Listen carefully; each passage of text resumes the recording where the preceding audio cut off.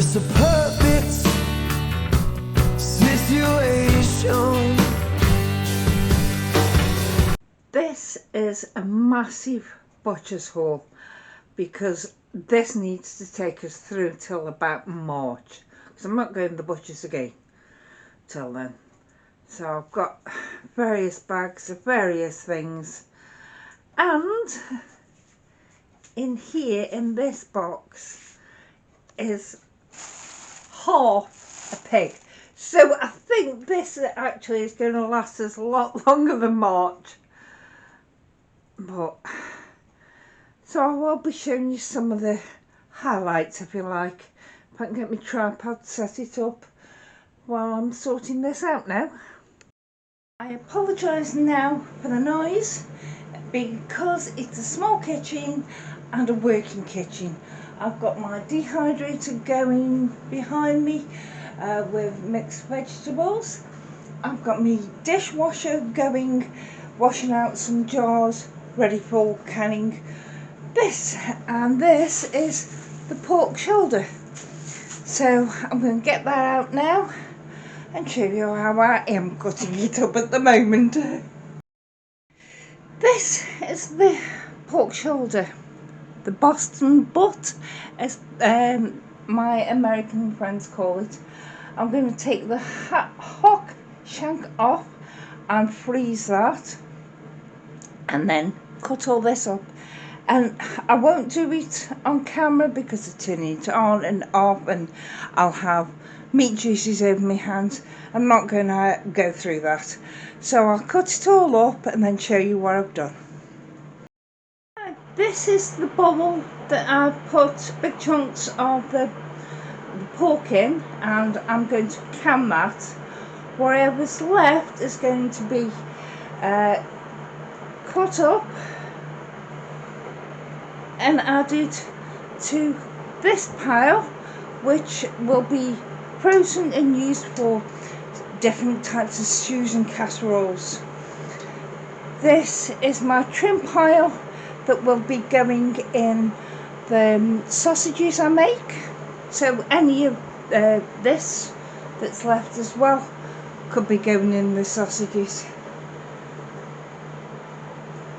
Here I have the rib bones and everything. There is meat still on them, so I am going to roast them. We can get the meat off them, and I can still use the bones to make a bone broth. In this bowl there's the hock, the shank, that's going to get bagged up and frozen. Sorry about that. And there's also cuts of meat that I'm not too keen on. They'll go in the dog food. And that over there is a pile of skin. So I think when I'm roasting the bones, I'll cover them with the skin so it will go to crackling. That's after an hour. Let's carry on. Got some more to do. All I have left now is the back leg, and hopefully bone it out, and I'll make 3 to 4 good sized joints of boneless pork leg, or boneless leg of pork, whichever way you want to say it, and I'll have hock shank as well. But it's a mammoth job, and it's heavy and it's mauling, and it takes me about 2 hours to do just one. I didn't show yesterday's, which was the middle bit with the chops, but I've shown today's 2 lots. So I'll sort this out and show you where I get from it. This is that leg. I cut off some, tried to tie it up, and it didn't work out too well. But there it is. That'll go to my son. What was left I've tied up again, and I've got better at it. So I need to cut that, possibly just over halfway, and we'll have the biggest joint because I'll probably take that round my mother-in-law's at Christmas, and the smaller joint will go to my mother as prezzies. So now I've got to just carry on. Bye.